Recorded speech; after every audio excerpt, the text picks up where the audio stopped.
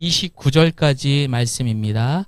오늘 말씀은 두 번에 걸쳐서, 두 주에 걸쳐서 우리가 묵상하도록 하겠습니다. 우리 함께 기도하고 그리고 함께 말씀 교독하겠습니다. 말씀으로 이 땅에 오신 주님, 죄인인 우리를 예배의 자리로 불러주시니 감사합니다. 선포되는 말씀으로 내 삶과 신앙이 일치하는 성숙한 성도가 되기. 예수님의 이름으로 기도드립니다. 아멘. 우리 함께 말씀 보겠습니다.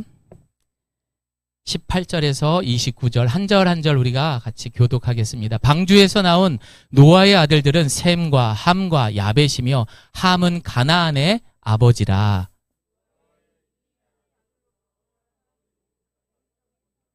노아가 농사를 시작하여 포도나무를 심었더니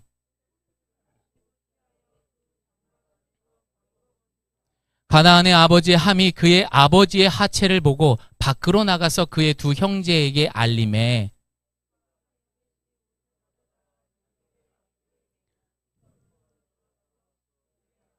하체를 덮었으며 그들이 얼굴을 돌이키고 그들의 아버지의 하체를 보지 아니하였더라. 노아가 술이 깨어 그의 작은 아들이 자기에게 행한 일을 알고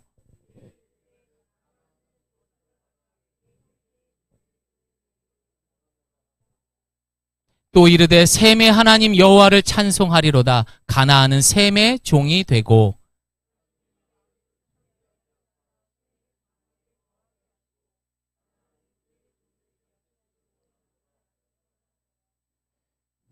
홍수 후에 노아가 350년을 살았고 함께합니다. 그의 나이가 950세가 되어 죽었더라. 아멘.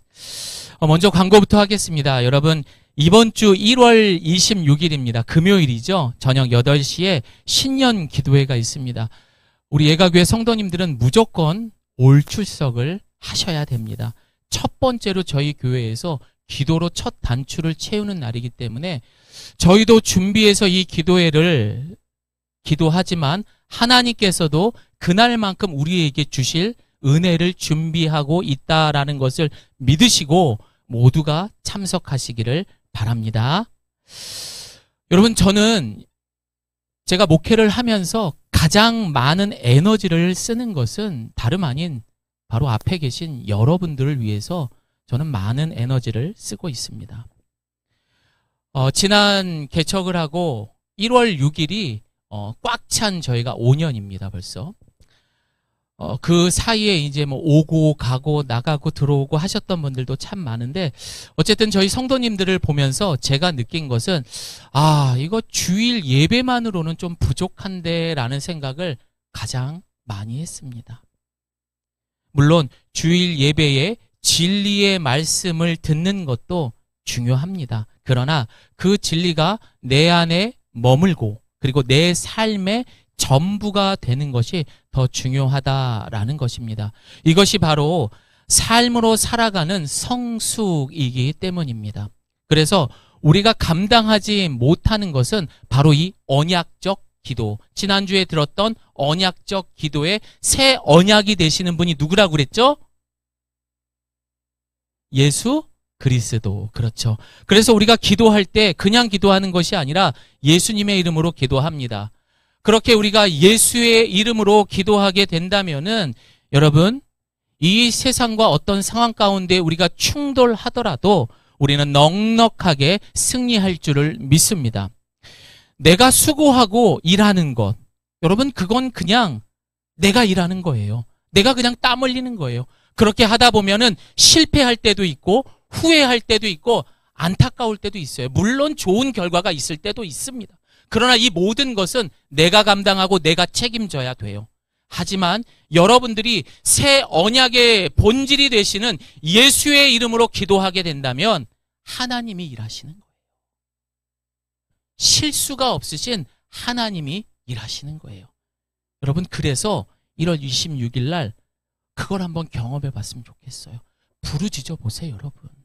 주님은요, 여러분한테 주실 준비가 늘 되어 있는 분입니다. 사랑하는 성도 여러분, 우리의 인생을 여러분, 우리는 마치 이 질그릇과 같다라고 이야기를 합니다. 여러분, 그릇은 누가 만들고 또한 어떻게 관리하느냐에 따라서 그 질그릇에 대한 가치가 달라지게 됩니다. 그래서 여러분, 이 세상을 살다 보면은요, 이 질그릇을 가격으로 측정할 수 없을 만큼 정말 비싼 그릇들이 있습니다. 우리 말씀 하나 보시면은 그게 누군지를 아실 겁니다. 이사야 64장 8절입니다. 우리 함께 봅니다. 시작. 여호와여, 이제 주는 우리 아버지시니이다. 우리는 진흙이요 주는 토기장이시니.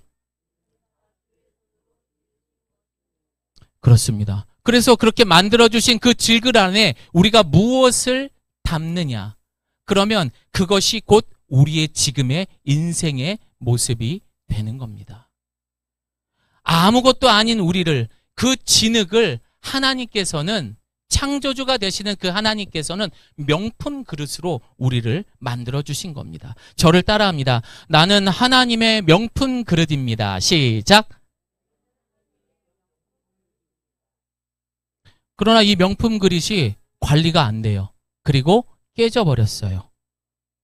이러면 아무런 가치가 없는 거예요. 그건 그냥 쓰레기가 되는 겁니다. 명품 그릇이었음에도 불구하고 쓰레기가 되는 겁니다. 아무것도 아닌 진흙을 명품 그릇으로 빚어주신 것, 여러분, 이것을 뭐라고 말하느냐? 은혜라고 말하는 거예요. 그리고 하나님의 자녀된 우리를 말하는 것입니다. 여러분, 은혜라는 말은 받을 자격이 없는 사람에게 하나님의 무조건적인 사랑을 말하는 것을 은혜라고 말하는 겁니다. 다시 말해, 은혜 받은 성도라는 것을 기억하면서 우리는 이 기도를 통하여서, 성경의 말씀을 통하여서 점검해야 되는 겁니다. 저를 따라합니다. 이번 기도회의 주제가 뭐냐면, 저를 따라합니다. 내 삶의 빛이 임하였느니라. 시작. 상상만 해도 멋지지 않을까요? 빛이 임했대요. 자, 그래서 우리 옆에 분하고 인사하겠습니다. 이번 주 금요일에 뵙겠습니다. 시작. 네. 제가 신앙생활을 하면서 하나님에 대해서 제가 더 어떻게 다 알겠습니까? 그러나 그 하나님이 이런 하나님이다라는 하나 알고 있는 그 지식 중에 하나는 무엇이냐? 우리 하나님은 언제든지 우리에게 은혜를 준비하시는 분이세요. 은혜를 주시려고 준비하는 하나님이라고요.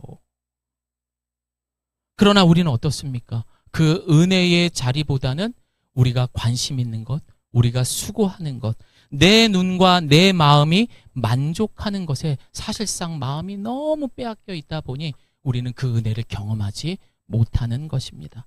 여러분, 지난주에도 제가 질문을 했어요. 여러분, 소중한 것과 그리고 뭐요? 바쁜 것, 급한 것, 어떤 게 더 소중하다고 했어요? 답을 말했잖아요. 어떤 게 더 소중하다고 그랬어요? 소중한 것을 찾을 수 있어야 돼요, 여러분.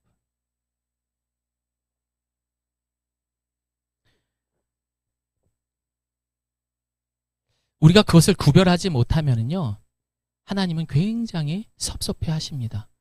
중요한 것, 소중한 것, 그것과 급한 것, 빨리 해야 되는 것, 이걸 구별하지 못하면요, 가족들이 결국에는 섭섭해 합니다. 소중한 것들이 나를 향해 섭섭하게 생각하게 된다라는 것입니다. 아니, 늘 회사에 바쁜 것을 왜 하나님께서는 예배로 양보해야 되고 말씀 보는 시간, 기도하는 시간으로 양보를 해야 됩니까? 왜 늘 하나님께서 양보해야 되는 거예요? 여러분, 그렇게까지 우리 주님이 자기 목숨을 버리면서까지 너를 방주에 태워놨건만 그것보다 더 중요한 게 있습니까? 늘 금쪽 같은 내 새끼, 내 자녀 하면서 그보다 더 중요한 게 있습니까? 여러분, 그걸 구별할 수 있어야 됩니다. 저는 제 딸과 가끔씩 데이트를 합니다. 같이 나가서 아이가 좋아하는 밥도 먹고 영화도 보고 둘만 시간을 갖는 거예요. 그리고 아이스크림도 먹으면서 이런 얘기 저런 얘기, 인생 이야기를 하는 거죠.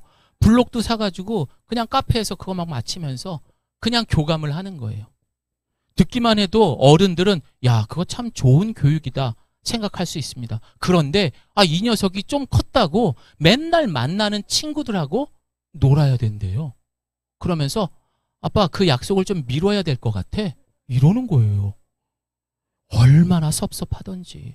나는 지를 위해서 그 적은 용돈을 모아서 지한테 이걸 다 쓰려고 준비했는데 그냥 막 짜증이 나더라고요. 아니, 매일 만나는 친구들하고 아빠하고 더군다나 뭐 나를 위해 쓰는 것도 아니고 지를 위해 그렇게 아꼈던 돈도 있었는데 이 딸에게는 여러분 어떤 게 더 가치가 있을까요? 이런 말 하면은 아빠 부모님들한테 이제 꼰대란 얘기를 하죠. 당연히 애들하고 놀아야지 무슨 부모님. 아니에요, 여러분. 성숙한 사람이라면 부모와 그런 시간을 가져야 됩니다. 그래서 우리 주님은 오늘 저와 여러분에게 세상이 줄 수 없는 그 은혜를 또 주시기 위해서 오늘 이 자리로 부르신 줄을 믿습니다. 우리 주님은 늘 얘기해요. 야, 나는 널 위해서 말이다.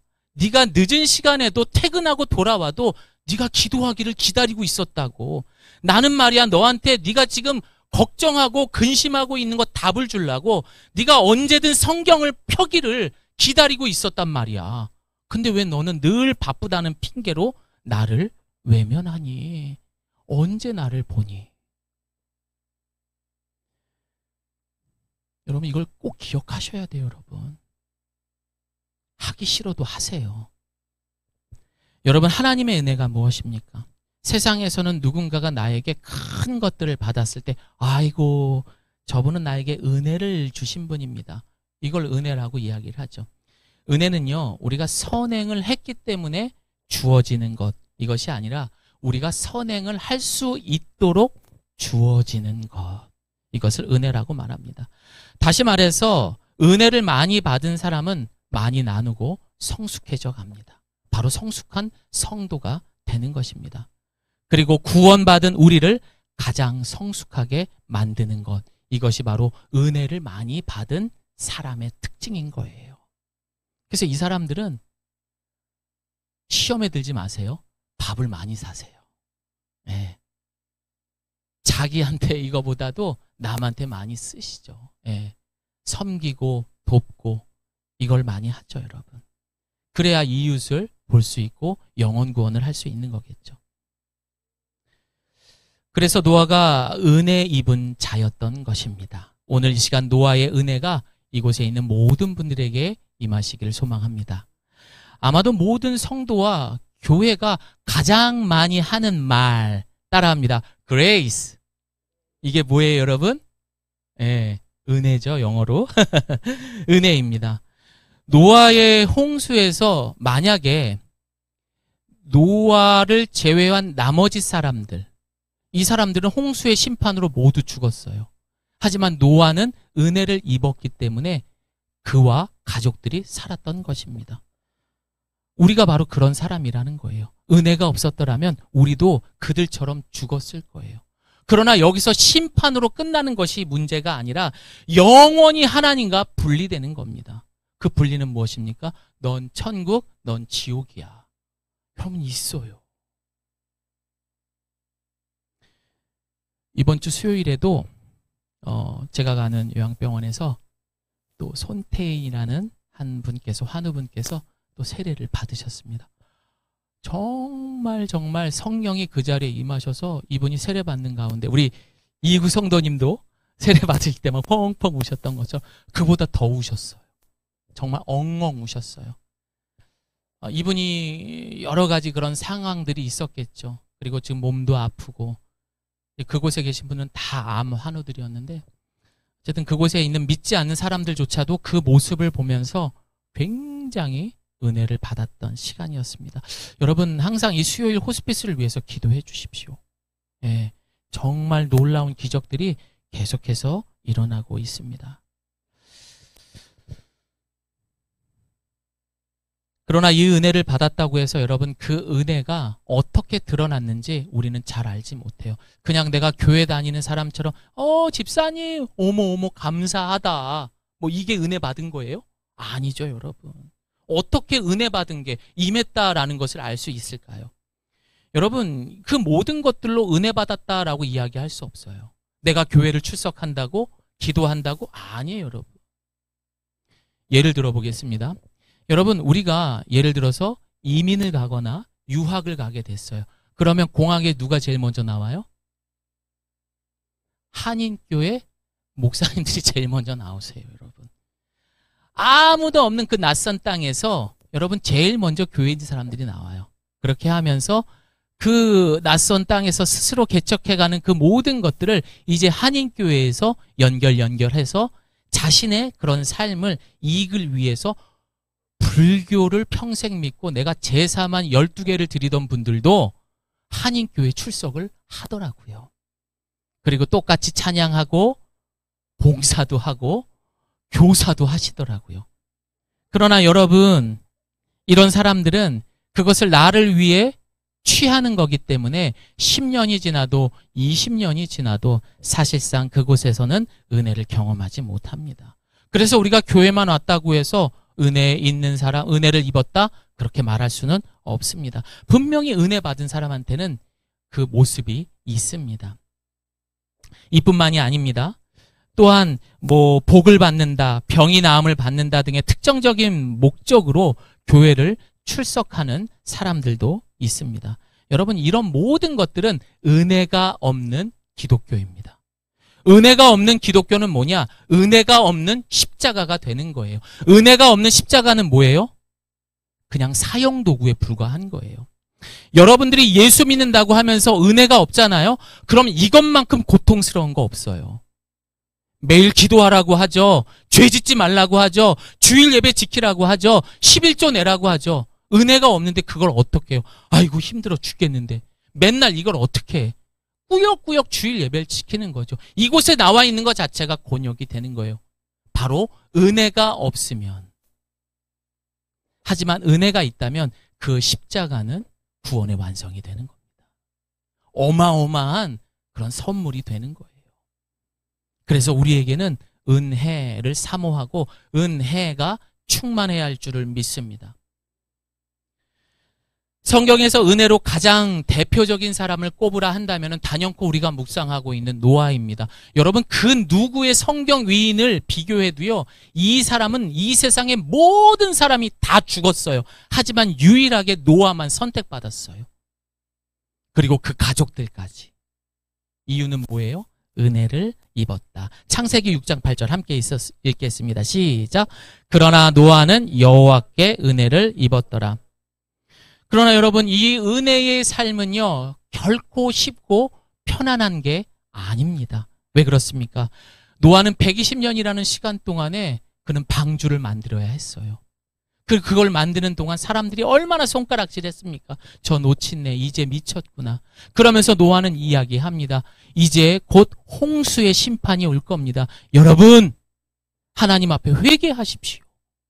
아이고 쯔쯔쯔. 그럼에도 불구하고 묵묵히 은혜를 입었던 노아는 그렇게 하나님의 심판에 선택된 구원받은 사람이 되었던 거예요. 그래서 창세기 7장에 보면은 하나님께서 노아를 향해 이렇게 말씀을 하십니다. 노아에게 말씀하시기를 내가 보기에는 이 세대에는 너만이 내 앞에서 의로운 사람이다 라고 하나님께서 말씀하셨습니다. 사랑하는 여러분, 노아가 120년 동안 그 방주를 만들 수 있었던 것은 무엇 때문이다? 은혜. 은혜가 없었으면은 십자가의 은혜가 빠진 사형 도구가 되었을 것입니다. 만약 은혜가 없었다면 노아는 분명 포기하고 이 성경에도 기록에 있지 않았을 겁니다. 그러나 여러분, 문제는 뭡니까? 오늘 우리가 읽었던 본문의 말씀처럼 그런 은혜를 경험한 노아가 드디어 죄를 짓습니다. 여러분, 저를 따라합니다. 은혜 받아도 죄를 짓는다. 여러분, 지난주에 난 죄 안 짓고 잘 살았다. 정훈 형제? 지난주에 죄 안 지었습니까? 네, 지었죠. 아주 훌륭합니다. 역시 목사님 아드님이라서 훌륭합니다. 맞아요. 우리는 한 명도 죄를 안 진 사람 없어요. 그래서 은혜 받은 사람도 죄 짓습니다. 우리 인간은 완전하지 않기 때문입니다. 그래서 우리는 이 구원을 세례받았다고 해서 끝나는 것이 아니라 우리가 천국 가는 날까지 이 구원을 완성해 가는 거예요. 그리고 우리가 죽어서 천국에 가면은 비로소 완벽한 구원이 이루어지게 되는 것입니다.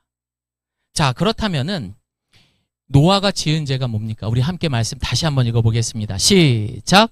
노아가 농사를 시작하여 포도나무를 심었더니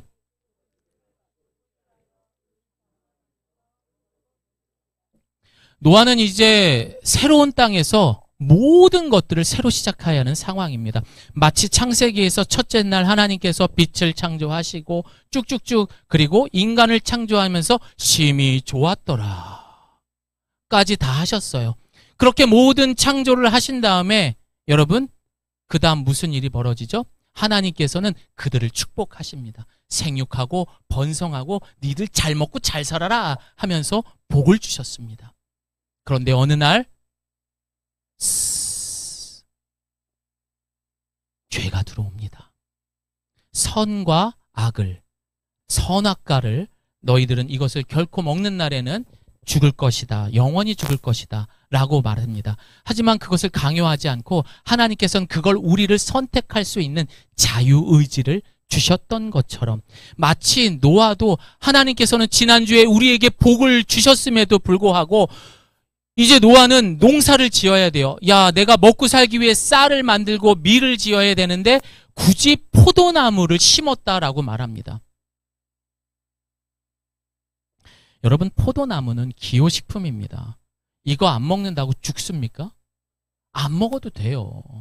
근데 굳이 노아가 포도나무를 심었다라는 것은 여러분 이게 무슨 말이죠? 홍수 전에 이 노아가 자신의 그 포도주에 대한 쾌락의 맛을 잊지 못했던 것입니다. 여러분 우리가 꼭 기억해야 되는 것은 우리 하나님은 죄를 용서해 주십니다. 아멘입니까? 심지어 그걸 기억도 못 하신대요. 그런데 문제는 뭐예요? 연약한 우리는 그 죄를 짓게 되면 그 죄에 대한 기억은 남아있어요. 그래서 평생 우리는 그걸 가지고 괴로워할 수 있습니다. 그럼 어떻게 해야 돼요? 그래서 우리는 경건 생활을 해야 되는 거예요. 마귀 사탄은 그 틈을 노리는 거예요. 스물스물 그게 올라올 때마다 아싸! 요거 넘어뜨려야지. 그래 임마 그 맛이야. 노아는 그 쾌락의 맛을 잊지 않았던 거예요. 내가 이제 그 힘든 1년이 넘는 시간 동안 방주를 타면서 얼마나 고생을 했어. 그리고 하나님 앞에 그럴듯한 번제도 드렸고 이제 나도 좀 쉼을 가져야지. 옛날처럼 포도주를 한잔하고 좀 쉬어야겠다. 여러분 신앙생활의 시작은 이제 성령이 조명해 주시는 이 진리가 내 안에 들어오는 것을 말합니다. 그 진리가 우리 안에 들어오게 되면은 우리는 선과 악을 구별할 수 있는 그런 자유의지를 통하여서 우리는 하나님 편에서 선택할 수 있는 성숙한 어른으로 가야 할 것입니다. 그래서 우리는 교회를 갈까 말까, 이걸 할까 말까, 봉사를 할까 말까, 헌금을 할까 말까. 여러분 다시는 이런 갈등은 안 하셨으면 합니다. 우리는 앞으로 하나님이 기뻐할 수 있는 것을 무조건 선택할 수 있는 저와 여러분 되시기를 소망합니다.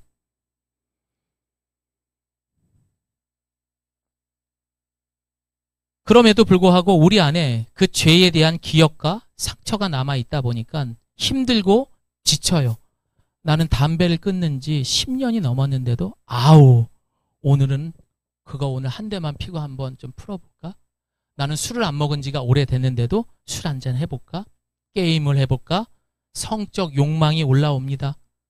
이런 모든 것들의 쾌락의 그 맛에는 기호가 있는 것입니다. 노아도 정말 그 힘들었던 순간을 기억하면서 그렇게 포도나무를 통해 그리고 포도주를 마시면서 취하게 된 것입니다. 예수님께서는 홍수 전의 사람들에 대해서 신약성경 마태복음 24장에서는 이렇게 이야기하고 있습니다. 네, 시작. 홍수전에 노아가 방주에 들어가던 날까지 사람들이 먹고 마시고 장가들고 시집가고 있으면서 홍수가 나서 그들을 다 멸하기까지 깨닫지 못하였으니 인자의 임함도 이와 같으니라. 예수님은 왜 이렇게 말씀하셨을까? 여러분, 우리가 먹고 마시고 장가들고 시집가는 거, 그게 뭐 잘못된 겁니까? 잘못한 거 아니에요. 그러나 문제는 뭡니까? 그 속에 하나님이 빠져버리고 그것만 하기 때문에 그게 죄가 되는 것입니다. 다시 말해서 홍수전의 그 시대는 자신의 만족만을 위해서 살았던 것입니다. 하나님을 등 돌리고 오로지 먹고 마시고 장가들고 시집가고 하는 거에만 집중하는 거예요. 아이고 내 새끼들 잘 먹여 잘 살아야지. 그런데 그 모습이 마치 오늘 이 시대에 은혜를 잃어버린 우리 성도들의 모습과 다를 바가 없다.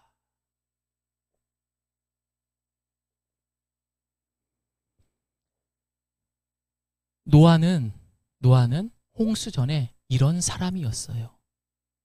하지만 노아가 여러분 이 성경을 보게 되면은 성경의 위인이라고 말합니까? 아니면 술주전뱅이라고 말합니까? 성경의 위인이라고 얘기하잖아요. 우리 창세기 6장 9절 말씀 함께 읽습니다. 시작. 이것이 노아의 족본이라. 노아는 의인이요 당대의 완전한 자라.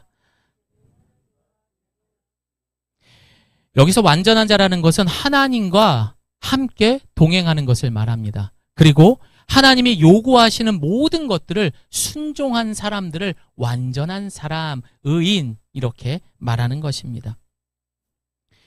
그리고 내면이 하나님의 법대로 살아가는 것을 말합니다. 여러분, 그러나 노아는 방금 전에 말씀드렸던 것처럼 홍수 전의 사람들과 똑같이 그도 먹고 마시고 했던 사람이었어요. 그러나 하나님께서는 그를 뭐라고 말해요? 노아는 의인이요 당대의 완전한 자라. 그렇게 하나님께서 인정하셨던 것은 그 이유가 무엇입니까? 아까 읽었던 창세기 6장 8절의 말씀처럼 그가 은혜를 입었기 때문에 하나님이 이토록 대단한 은혜 입은 사람으로 만들어 주신 거예요, 여러분. 우리도 은혜를 입으면은요, 노아 같은 그런 성경의 위인이 될 줄을 믿습니다.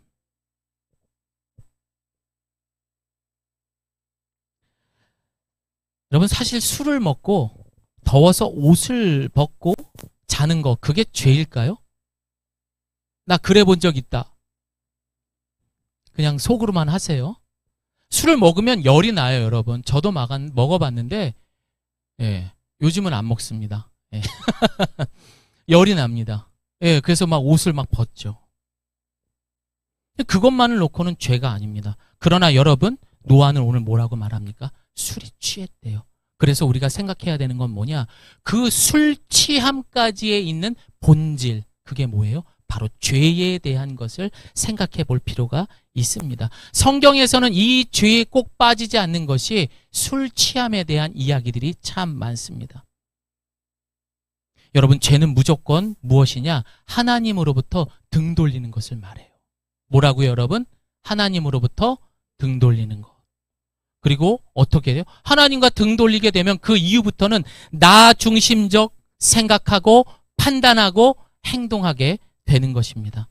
다시 말해, 내가 이제는 말이야, 하나님 없이도 나 혼자서 한번 해보겠어. 이런 모든 행위를 말하는 거예요. 그래서 하나님이 주시는 생명의 공급이 되는 이 은혜가 끊어지게 되는 겁니다.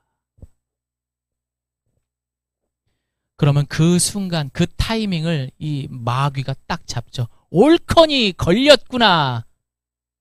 그리고 그때부터 어떻게 하죠? 그 은혜가 끊겼으니까 이 세상에 대한 그런 목마름과 갈증으로 채우기 시작합니다. 여러분, 일을 해봤어요. 우리 이국 성도님 지금도 일하고 올라오셔서 힘드시잖아요. 여러분, 일하고 나면 어우 개운해. 야, 보람 있어. 이럽니까, 여러분? 아우 힘들어. 이걸 언제까지 해야 되나? 아, 빨리 가서 씻고 좀 자야겠다. 아유, 좀 오늘은 좀 맛있는 거 먹고 좀 쉬어야겠다. 이런 생각하지 않습니까, 여러분?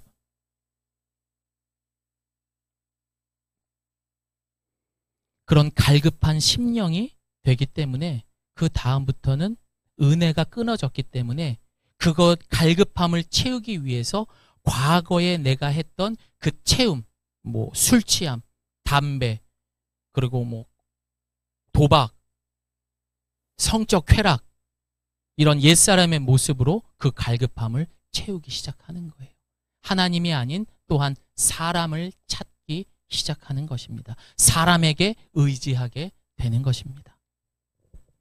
여러분, 이런 사람들의 큰 특징은 자기중심적이라는 것이 굉장히 강합니다. 결코 나 외에 다른 사람을 절대 사랑하지 않습니다. 물론 흉내는 내요.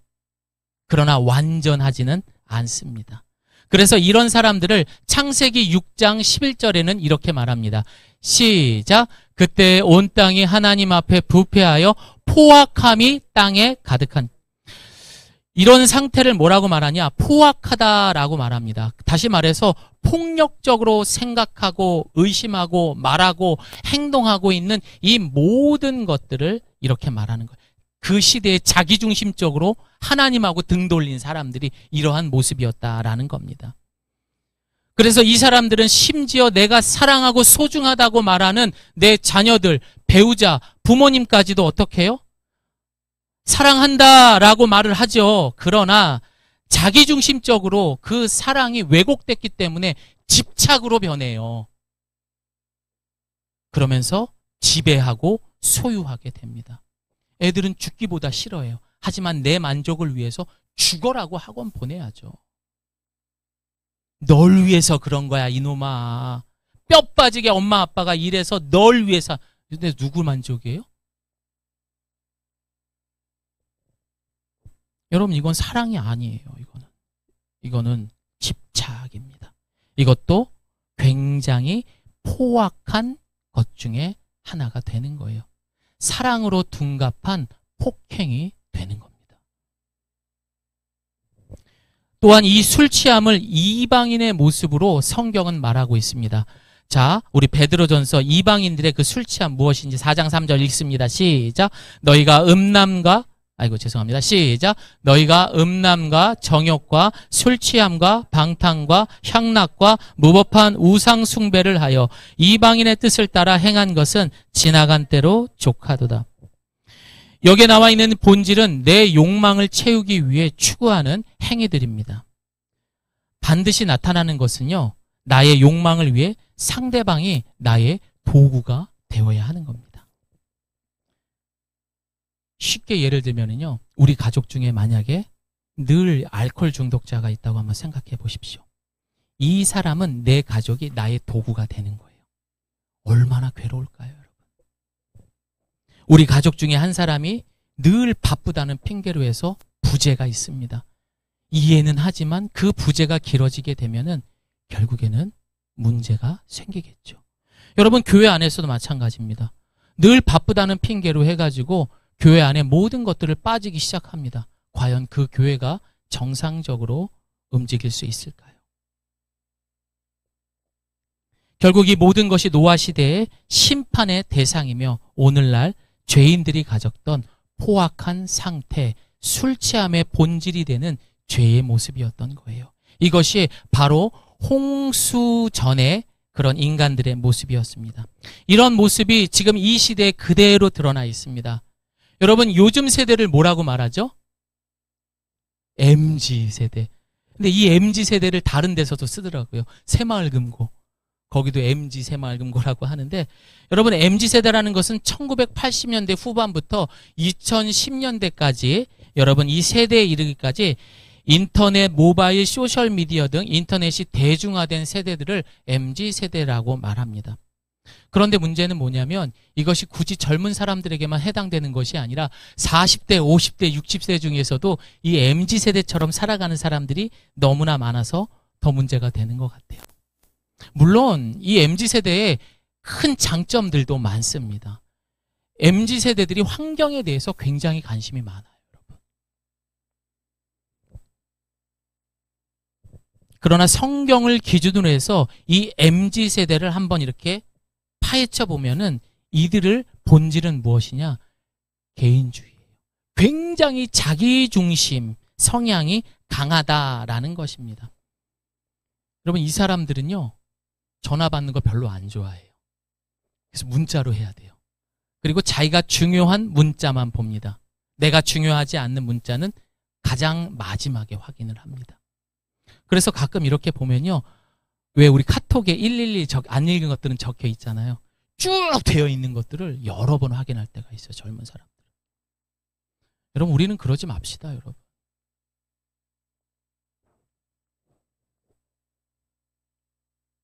그리고 자신의 소식은 SNS를 통해서 공용화시켜버립니다. 다시 말해 모든 것이 자기중심적이에요. 그런 이들에게 볼 수 있는 안타까운 대표적인 것 중에 하나가 뭐냐면 어려운 말로 피상성이라는 모습입니다. 이 말은요, 제가 읽어드릴게요. 본질적인 현상은 추구하지 아니하고 겉으로 드러나 보이는 현상에만 관계하는 성질, 이것을 피상성이라고 말합니다. 이 문제는 MZ세대가 열심히 일한다, 열심히 일 안 한다, 한다의 이 개념이 아닙니다. 전반적으로 본인들에게 굉장히 계산적이고 논리적이라고 말합니다. 하지만 상대방이 없는 삶이다 보니 이들에겐 진지함도 없고요. 그리고 함께하는 협동도 없고요. 따뜻함도 없습니다. 그냥 순간순간 자신의 이익과 재미와 쾌락을 즐기는 감각적인 세대들이라는 것입니다. 그러니까 내가 내키는 대로, 내가 만족하는 대로 움직이는 거죠. 그래서 환경도 내가 보기 아니기 때문에 나까지 피해를 보기 때문에 관심을 갖게 되는 겁니다. 이들은 늘 흥분 상태로 말초적인 기쁨을 추구합니다. 그래서 열정과 호기심이 있어 일의 능률은 오를 수가 있습니다. 그러나 문제는 뭡니까? 협동과 그리고 나눔은 사라졌습니다. 이들은 굉장히 다양한 것들을 경험합니다. 요즘 젊은 친구들이요, 툭하면 해외에 나가서 돈 없이도 나가서 여러분들 세계 일주를 하고 이런 것들을 굉장히 많이 합니다. 과인 활동의 시대를 살고 있습니다. 여러 가지 취미 활동도 하죠. 그래서 이들을 보면 늘 지쳐 있습니다. 끊임없이 밀려드는 일을 감당하다가 보면은 매일 녹초가 돼버리는 것이죠. 정신적, 육체적 피로도가 높은 메마른 영혼들의 세대. 이것이 바로 MZ세대들의 개인중심적인 그 본질이라는 거죠. 여러분, 이걸 파헤쳐 놓을 줄 알아야 돼요. 그래서 우리 자녀들을 이런 곳에서 지켜야 되는 거예요. 결국 그 갈급한 세대는 뭘로 채워요? 은혜가 단절됐으니 자신이 좋아하는 게임, 그러니까 휴대폰만 보잖아요. SNS 통해서 무슨 만남. 그래서 벌어지는 얼마나 무시무시한 사건들이 많습니까? 도대체가 믿을 수가 없는 세상들입니다. 다 겉으로 보기에는 멀쩡해 보이고, 하지만 그 깊이 들어가면 들어갈수록 너무나 무서워진 이 세대. 그러나 이것은 젊은 사람들 뿐만이 아니라 점점 나이가 드신 분들에게도 이것이 있다라는 것입니다. 즉, 하나님과 단절된 은혜를 상실한 세대에 우리는 살고 있습니다. 여러분, 이게 계속 유지되면요, 우리는 노아가 아닌 심판받은 그 사람들과 똑같이 되는 거예요. 다 죽어야 되는 거예요. 영원히. 이제 말씀을 마무리합니다. 우리는 지금 은혜 받은 자로 어떤 모습으로 살아가고 있습니까? 여러분, 어떻게 살고 있습니까? 은혜 받으셨잖아요.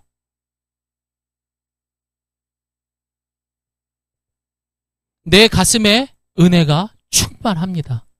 그리고 그 은혜의 본질인 예수님의 인격이 그 가슴에서 뜨거워지면서 머리로 가죠. 그리고 손으로 흘러갑니다. 다리로 흘러갑니다.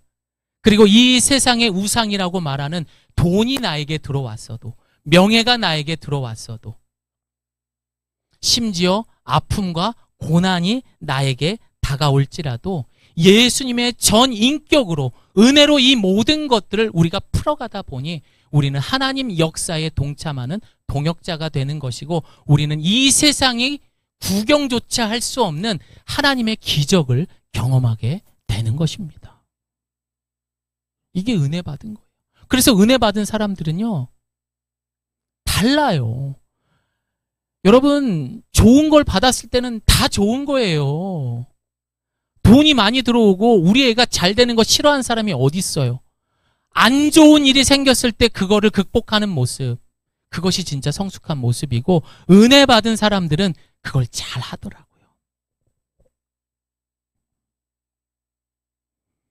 그러나 내 가슴에 은혜가 아니라 이 세상의 우상이 되는 돈의 인격이 들어오고 명예의 인격이 들어오고 편안함의 인격이 들어왔다 생각해 봅시다. 그것이 내 머리로 가고 내 손과 발로 갔을 때 여러분 어떤 일이 벌어질까요? 결국 노아의 홍수 때처럼 죽어야 했던 사람들과 다를 바가 없는 지나가는 인생들이 되는 거예요, 여러분. 그러나 하나님은 우리를 은혜 입은 자로 그렇게 우리를 선택하셨기 때문에 우리는 그냥 지나가는 인생이 아닌 줄을 믿으시길 바랍니다. 사랑하는 여러분, 은혜 받은 자도 죄를 지을 수 있어요. 넘어질 수 있습니다. 실수할 수 있습니다. 그러나 우리는 새 언약이 되시는 예수 그리스도로 은혜를 입은 사람이라는 것을 꼭 기억하시기를 바랍니다. 심판의 대상으로 영원한 죽음을 맞이하는 것이 아니라 우리 모두 이곳에 있는 사람들은 방주에 올라탄 사람, 은혜를 입은 사람이라는 것을 그때그때마다 기억하셔야 돼요. 야, 아니지. 내가 이러면 안 되지. 정신 차려, 조경민. 너 은혜 받았잖아.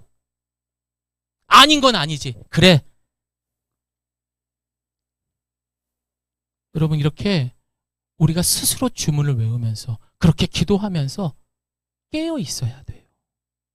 정말 마귀는요, 그 틈을 삐집고 들어와서 금방금방 넘어뜨려요. 오늘날에도 성경에도 기억되는 노아처럼 여러분, 노아도 형편없는 그런 인간이었습니다. 은혜를 받았기 때문에 의인이 된 것처럼. 그는 하나님 앞에도 인정받았고 자손 대대로 인정받는 그런 믿음의 조상이 되었고, 그리고 그는 위인이 되었던 것처럼 이 자리에 모여있는 저와 여러분 모두가 하나님께 인정받고 우리의 아들, 딸, 우리의 손주들에게도 존경받을 수 있는 성숙한 성도가 되기를 예수님의 이름으로 축복합니다. 우리 함께 기도하겠습니다.